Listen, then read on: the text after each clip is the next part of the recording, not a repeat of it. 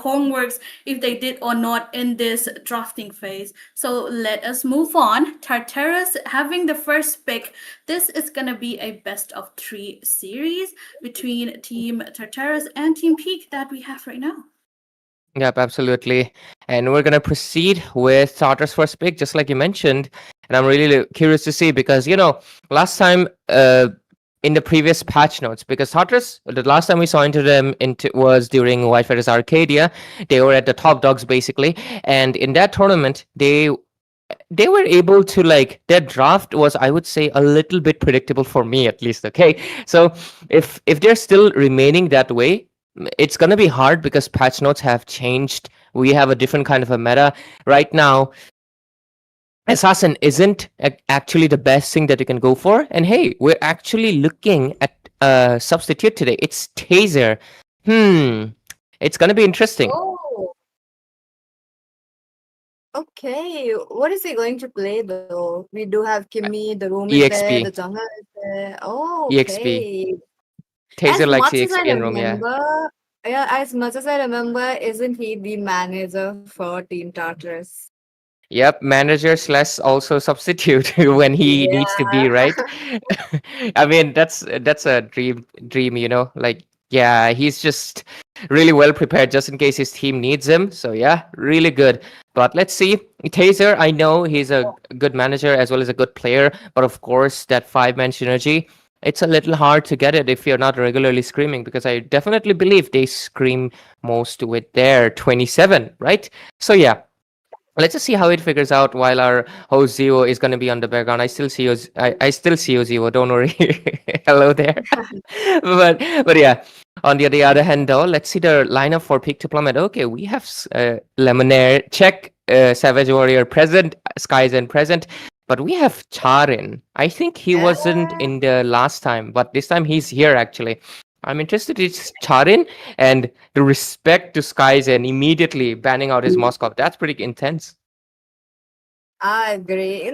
He's definitely a very good assassin player. So I want to see if the Ling is back on his track or not, given the fact that the Ling, it's just his popularity and in some kind of team composition, he is back. But at the same time, I really love how the side of team Tartarus have banned up with the Moscow. It is a direct respect ban for Skies, and they don't want to open it up. They know what, how they'll feel when it's in the hands of Skies. Okay, banning out the horse as well. Interesting. I'm really curious what lineup they're gonna go for. Are they just creating a safe space for Taser? Because I feel like that's the case. Because 27 is a versatile man. You don't have to worry about him winning or losing his lane because they trust him. It's not that they don't trust Taser, but it's pretty evident that they're kind of showing that they are a little bit hesitant on the fact that, Taser, he's a substitute, right? He's a substitute. So that really matters a lot because Peak to Plummet, they're kind of playing with their main lineup. If Charin is Charin is the one regularly playing from here point on, that's basically their main lineup.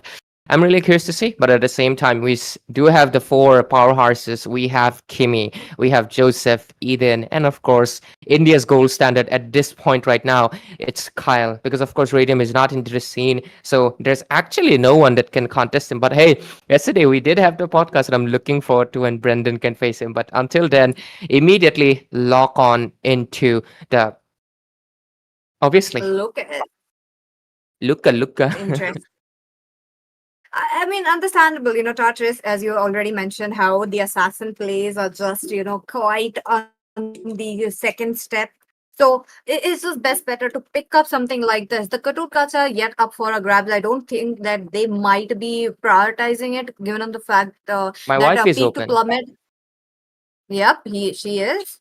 I don't. Oh, okay, but they are not going in for that though. They are just. They don't want to give out the Bakshia. Bakshia is just another pick who's just placing so much importance, be it the XP lane or be it the roamer or the jungler itself. And obviously, huge shout out to the production at Indian Gaming Corps, who's the one presenting this whole Mythic Showdown. Look at him, my wife in 3D. Holy, she looks amazing. Well, rest look great too, but I'm just gonna focus on Zushin. And oh my god, two things. First of all, she looks amazing. Damn. And second, Eden on Zushin, that's a death sentence, I would say, because I don't think you wanted to give such a control mage into the hands of Eden, of all people. Unless they have a way to counter out with it. Okay, they pick up the glue. Interesting. I'm a little bit, skeptic about the interaction between a glue and, Zushin. Yeah, she can throw him around, but at the same time, glue can just become those little things with the grab and just be a little bit of a menace. So it is interesting. I'm gonna wait. So that basically cements that this is most probably gonna be a jungle Baksha. Oh, highly possible. Highly possible. I want to see. The EXP is out of the way, because of the glue. I don't think the glue would be going onto the road. Very less chance that we would be looking at the Parkshire. But if it's in the, Rome, I feel like he is going to put in a lot of labor in the land of Dawn, given the fact that you have the Katutkacha. Katutkacha at the max, he's gonna come with the revitalize. It's going to slow them down, it's going to, stop that healing. It's just what Abaxia does. But right now MPL Grand Finals is also going on as we speak, and Baksha Rome is suddenly making the space for a reason I'm not aware. Okay, I honestly feel like it's a preventive pick rather than a strategic pick because come on guys, there's so many better options for the Rome. Like Baksha is the last thing I think. Like if I'm gonna be a coach, honestly, Baksha is not in my mind to be a roamer because he just doesn't fill any of the slots. You're better off playing like a Uranus on Rome. But yeah, the same thing applies here as well. I want to see if this Baksha is gonna go to jungle or not. Concrete, but oh, there we go. There's a uh, what am I even saying? Kalia and Carry. I was about to say, hey, wait a second. Then even if you replace their second syllables, it's basically the same Carry Kalia. What am I? Carry Kalia, just swap it out. But yeah, they really pay respect to, of course, Savage Warrior. Don't want to give out any mage that can disrupt the Eden. So let's see. So far, it looks good on their hands, though. I do feel like something is open though. I still feel like they can go in for that, but okay, Farsa coming into the play. Understandable, they want that range against the Zushin.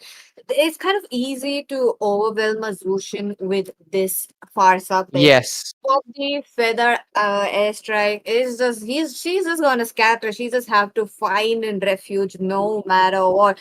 Who's gonna play in that area on that hitbox? Yes, exactly. This is what I was about to just mention. The Zushin's two weaknesses, actually. One is obviously eliminating her, assassinating her, one versus one, taking her down, flanking, like basically typical how a mage can be taken down, right?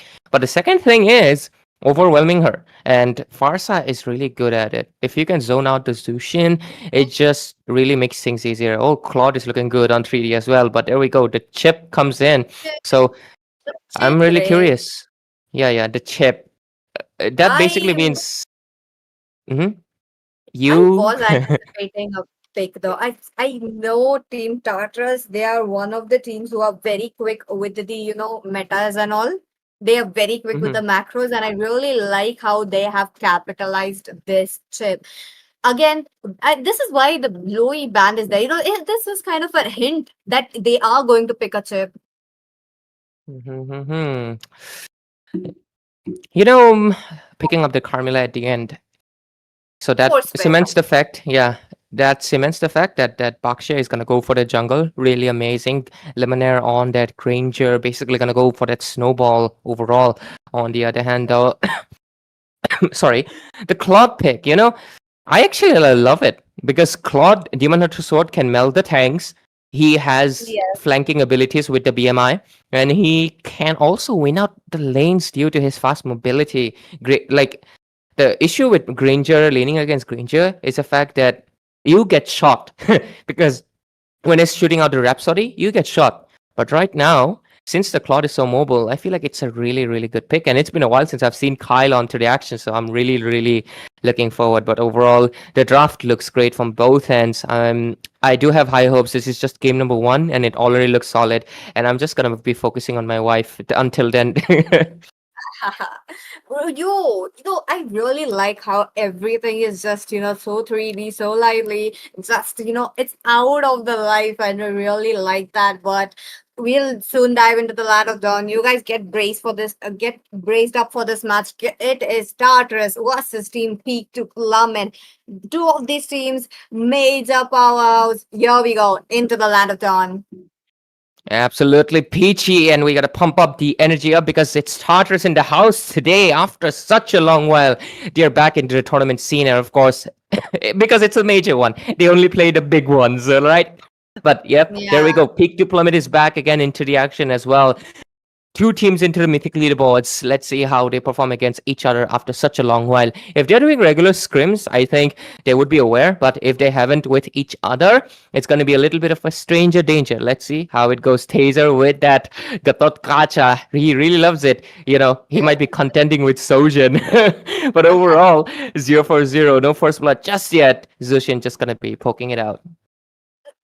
Exhaustion's going to have an easier time into the early game. The Lantern player is going to just pick them up, but at the same time, Carmilla needs to be very, very quick. I really like how Skyzen is playing it quite safe enough. He knows, he's very aware that a chip might be around. This is the problem with the chip. You need to be very, very much aware. If you are not, you can be picked off. The same goes for the Bakshia. You're on the Bakshia, you have to make sure your team's around. If you're not there, it just loses the purpose of having a Carmilla. Absolutely. And right now, I think we just have to wait for obviously the first hurdle engage. Baksha most of the time wins out the retribution battle, but Lucas also has abundance of It's basically Joseph. skills that can obstruct, because of it. And also, of course, it's Joseph, lazy boy. He still kept that name, but already into the mid lane, they're trying to I, melt out glue. That basically I means bet. we were I, discussing it, remember? Romcom yeah. said, just before the turtle, they make me so low, bro. A nightmare for EXP, but it's a glue. Agree. Grab still available. Let's go. Oh, the turtle fight is on without the head feather airstrike dealing so much damage. Now you're talking about them picking up the first blood. That would be the side of Team Peak to Plummet trying to get the Kimmy down, and they will be not successful with that. But the flicker though, he's just there. He just pops the flick at the right moment. And right now, Peak Diplomat, just like I expected of them, despite that early lead that we could cement on the draft of Tartarus, Peak Diplomat is not a team that you can undertake at all. And just like you mentioned, the weakness of Chip, they were able to utilize it. Skyzen, they have to make sure he doesn't stack up. They have to make sure he gets taken down. But maybe they're just gonna let Kyle deal with it. Like, hey, Kyle, we trust you. You just farm your lane, and maybe possibly you can take down Skies and in between of that as well. But let's see if so far the rotation has been not a 4-1 rotation actually, but I mean Peak to Plummet likes to go for the 4-1 rotation sometimes a little bit early than before other teams. But Skyzen here, I think Skyzen likes to build Skypiercer on second item. So that means he's gonna go for that Hunter Strike first. So until then, he's basically gonna be playing a little bit safe, but what we are seeing in the river area, okay, so far warning shots only. Joseph just trying to find his prey. He's just moving around, but I really love how they are very much focused at the top lane. I feel like Charin's a little bit behind, but the level difference though, it's quite a lot. Charin almost at 8, while Joseph not yet. The Ferret strike will be here. Just a warning shot. Kyle though, he is here. Oh, did you just look at his name though? He changed his name. King Kyle. King Kyle, like King. Yeah. I I love don't know. that. I love that. Even The Eden, plane. Three Musketeers. That's a nice name. That's a nice name. It suits him. Overall, That's who else changed name? Nah, everybody else is same. Joseph, you should oh, have changed from Lazy Boy or something else. Something. Oh, the turtle spawn animation as well. Oh my yeah. god, I just realized the whole theme has been changed. But anyways, we'll discuss about it later because the turtle engaged Joseph nowhere nearby, or is he? Three Musketeers, the purify. It's just not enough. That would be a turtle going down into the hands of Team Peak to plummet. Once again, Kimmy in a very bad position will be taking the feather airstrike. The shots are right on his head. Also the fact that so far, I just feel like Team Tartarus was not really prepared for the turtle engages, because if they were, what you'd first do is bait out Savage Warrior, take his ultimate down. Skyzen with that play immediately gets a kill for himself. King Kyle being taken down, and here's a fun fact. Alucard. Alucard. I think you guys know already about this fact. You guys have seen a lot of Alucard players. I don't think it's only me who's having a lot of Alucard players recently on my rank games. So I think Hey, that I might be one of them, Oh but my I win. God. I win, all Oh, right. I win. I have MVP with 17 kills and 17 deaths. Don't ask me. But yeah, so far 0-4, and I'm really loving the color of the Swiss stage, from the red to the purple-ish to that gold one. It's looking really solid. Huge shout out to IGC again. Their production never misses. Absolutely the Not best in India, no doubt, easily. But yeah, yet. we can glaze them later on. They're our boss. We gotta do that for our payment increase. Joking. Do increase our payment though. But yeah, so far Kyle really facing a lot of difficulty because No boom. way! Savage Warrior, right on the spot. He's too savage today into the land of dawn. He's just, making sure that they are marking down Kyle as much as possible. But this is not a problem for Kyle. Yeah, His power absolutely. spike is yet to be there, but into the mid lane, I do see something, but it's just a little bit there.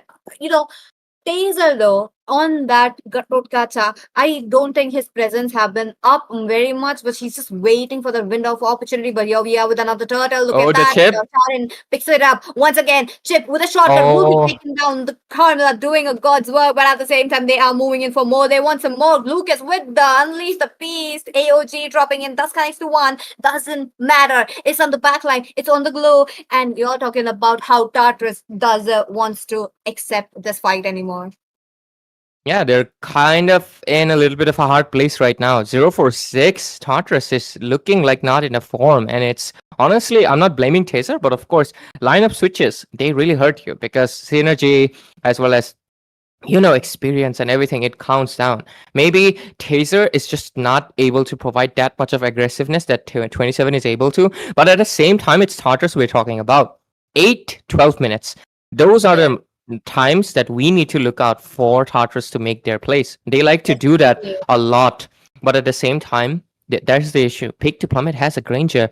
They can make a bounce back, but the thing is that Skyzen might be too fat because look at Savage Warrior itself. Almost was able to take down Sushin. But now that they know, I'm not sure if they are well aware that the flickers and the purifies are in the cooldown. I feel like Team Tartarus, they can go in. They have to get Taser. He is there. He's just providing those, you know, uh, instances of AOG, but it's not reaching the back lines. Savage Warrior is too comfortable. Skyzen is too comfortable. Look at his positioning. He's not coming out. He knows he has to get in the tank out. And without the tank, it's not being able to do that. But King Kylo, is it a good chance? Being all alone, I feel like he knows, oh, he can actually make the play. The vision's out, but they're moving. They're coming in. They're traveling. They're migrating. You know, it's just that the rotational speed with the Baksha and Farsa is just so much this time around that even with the Yeah. chip, they are not really able to match it. That's the whole issue. And also considering the fact that they are always 5 people together because they already cemented the early game advantage. Right now, the chip's presence is just kind of gone. Like, what is Chip supposed to do? Like, who is he supposed to take down? This is a 4-1 rotation, classic one. Baksha is just gonna rotate alone. Can you take him down? No, he's level 13, a beefy boy. And right now they're gonna go for the Lord. They're just But not in any position. But but okay, they're going for a preventive. What is that, Kime? Wait a minute, Kimmy, though. Look at that. That comes because of blood. That's connected quite well, but Kimmy would be the first one to take down. The chip is there with the shortcut, but oh, they are here already, so I don't think they have to come here. But at the same time, members are falling down from this side of Team Tartarus one by one, while Peak to Plummet are thriving. Wait a minute, Joseph tries to make a play, but he knows he's all alone, along with three musketeers. Will Eden be actually to come up with a play, trying to take down Charin, because the Lord is quite more important. The Charin moving away with a sliver of HP. Grab. No way. Joseph, he's trying to survive. Onto the back. Oh, bam! Will be taken down. They are so low. Peak to Plummet. What is happening? Okay, Kevin just comes at the right moment. Aizen all alone. Lemonade is there to provide some backup, and yet they are not falling down. Team Peak to Plummet, they are on a roll. 0 for 11 against Tartarus, Peak to Plummet. I told you, these guys, when they're back into the scene, they come with a bang. Maybe they don't win this series, but the way they've been able to dominate Tartarus of all teams, it is absolutely insane. 0 for 11, 11 minutes in. Kimi is just not able to do anything. Absolutely. That chip pick, I feel like it was kind of last minute, but at the same time, it also kind of cements the fact that synergy, it's not there just yet. So far, they're trying to go for that split push. They once sent King Kyle, and right now they're pushing for Joseph, knowing well aware they can't really go for the Lord, right? They can't really go for the Lord. So basically, they have to bite the bullet and just wait to defend it. So far, looking at their game plan, they just have to prioritize on some mistake that Peak to Plummet can make. Other than that, what they can really do? I mean, Kimmy's trying to go, but what? There's a Carmilla. Yeah. The Carmilla is just disabling, and they cannot go all five together. That's the risk. Because of it, they have to wait, they have to be patient, and Kimi just gets taken down by that time. And top of that, the range that the Fasa provides is just too much. But wait a minute, I do see Skyzen popping out the wind of nature against Joseph. He tries to go in once more, but the Sky Piercer hits right on point. He will be taken down. Another kill for them, but the Lord's marching down. Team Tartarus has to focus on the Lord so that they won't be losing in any more turret. You know, we were talking about chip just now, and I feel like they went in for the chip thinking they will be finding someone off guard. But this game, Peak to Plummet, none. They are not out. Look at them, 5 to 5 into the mid lane. The curse of blood is there. That's just to give them the the trailer that we will be coming in, but just not now.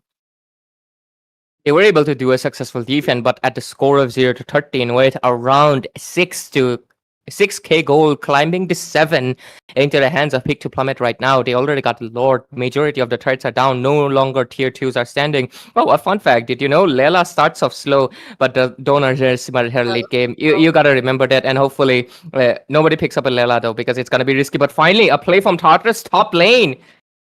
Skyzen will be shut down. AOG drops in at the very right moment. Lemonade will be taken down. Charin thus gets a trade on, but Savage Warrior, the shutdown. This is where Team Tartarus are striking back, but the Charin won't be stopping. King Kyle, he's on them. Eden just waits it off for him to go off. But wait a minute, they don't spot Charin. Aizen has to go back, has to go take the L and go back. Take the D and the L. Really interesting choice of words there. D for defeat, right? Because they did not win that team fight at all. Immediately, I always tell you, 12 minutes mark, watch out for Tartarus. And Peak to Plummet were not ready. Immediately, the score went from 0 to 13 to 4 down immediately. The only one left standing was Charin, and even the mid turret is down.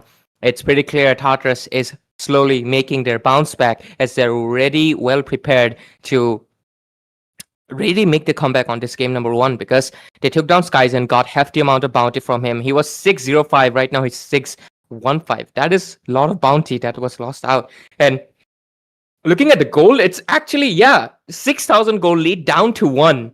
It is absolutely insane how one wrong engage or one advantage from the enemy can change everything. Right now the second Madara is up. There we go, Lord spawn in. Love to see it again and again. Tartarus pick off one more important factor. And of course, Kimi gonna do that. He's gonna do that. True, this is Lord going in. Looks like it will be going down into the hands of Team Tartarus. No contest so far. P tried to come with a retaliation, but they are not getting it. Lemonade would be the first one to taken down. That would be Savage Warrior as well. They're losing those ranges. They're losing the damage dealers. King Kyle, his power spike has just came up. He will be dealing damage. You're just looking at the same, but Charan, he has to survive. Will he be able to do? I don't think so. Yep, immediately a shutdown into the hands of King Kyle. I mean, he named himself for a reason. He's not wrong calling himself a king. Hey, Lucas. Oh, that was a clutch. He used his ultimate to regen because he was just about to get taken down. That was close. He even uses the emote because he knows he was like the water came up to his nose, but he had to jump up. But mid lane, blazing duet, come in.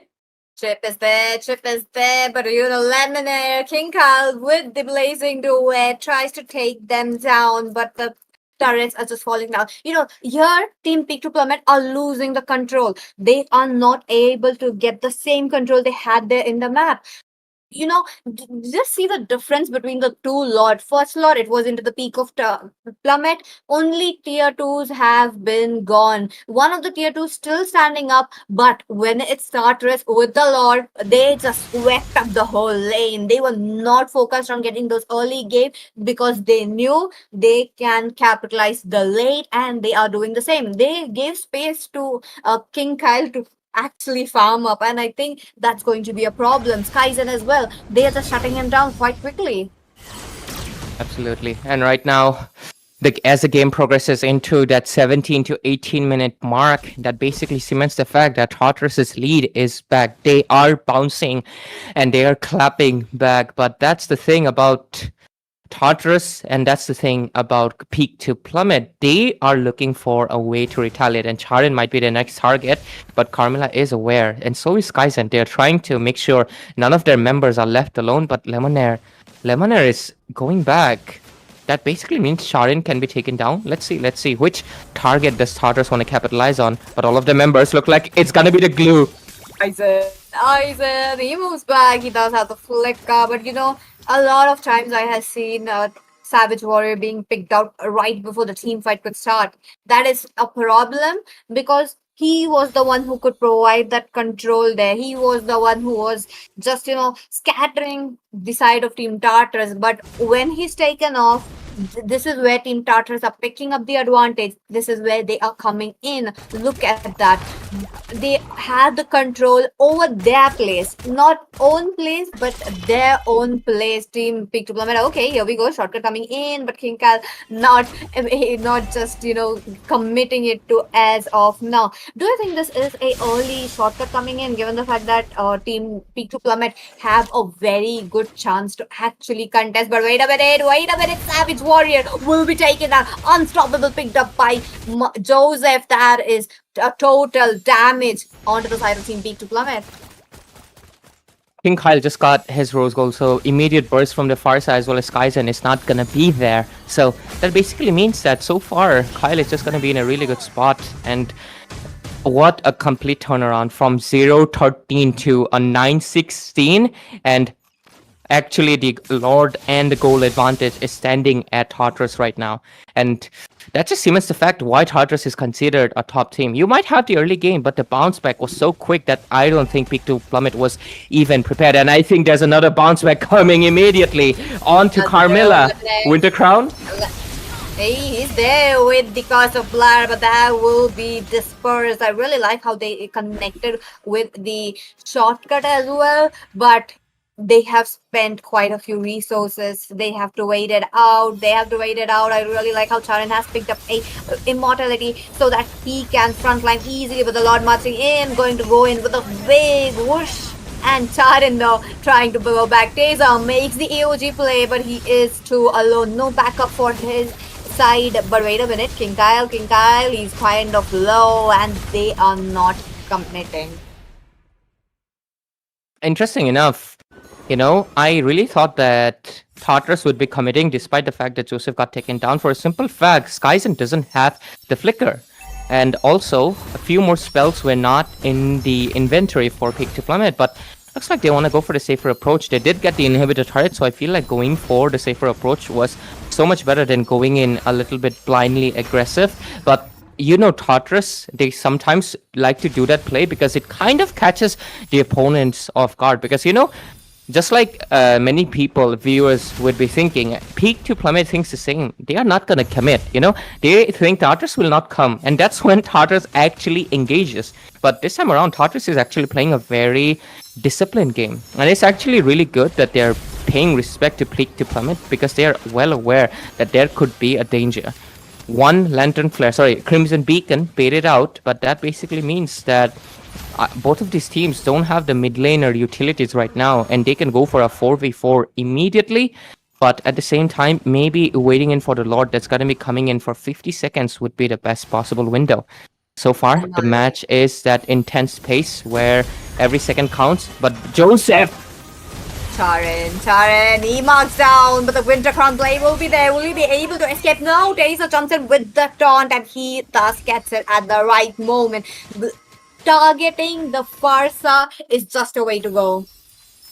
And right now, they are really doing an immaculate job at how they were able to catch. I mean, this is what you really do. Like, try to disorientate your opposing team when they have a, not slow exactly, the chip. They have the chip. So they can make those kind of a play. Early game, it was hard for them to do because they all five were rotating together. And right now, it's just that a little, okay, for the play.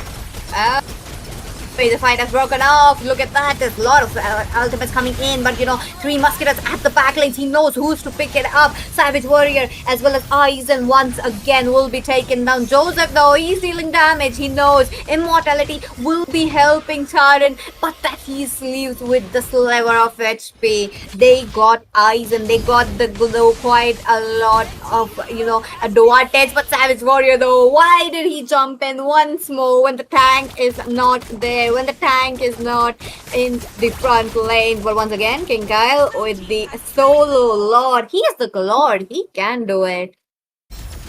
Of course, it's a Claude. The lifesteal is there. And also, it really helps with the attack speed and everything. Looks like Kimi is well prepared to make another engage. Winter Crown pops in. Yo, look at that. Joseph will be taken down. That's too much turret damage, but the turret will be taken down. There's a red Aura Lord moving down, but at the same time, Skyzen trying his best to deal damage with the Rhapsody. He knows he can melt down King Kyle 1v1, but the problem is the team. They are all together. They are providing King Kyle to jump in and jump back right out safely. 13-18 score right now. The goal lead doesn't really matter anymore because it's a late game. Lord already into the base. Tartarus can't make the play that they can go for. No inhibitor standing, but they choose the way of the discipline, choose the way of patience, because any wrong move right now, a full man wipe out, it's basically a turnaround again. Peak Diplomat is looking for that window to bounce back any second, but so is Tartarus. They have already bounced back completely, preserving their tier 2 turret on the bottom lane even as well. So that basically means that they do have a little bit leverage. They can afford one loss of a team fight. Peak to Plummet, none. One loss, the base is gone. And that is why it's 23 minutes in. The match is gonna go intense. I know, another fun fact. Did you know Gushen is a fast-paced assassin who traverses? Yep.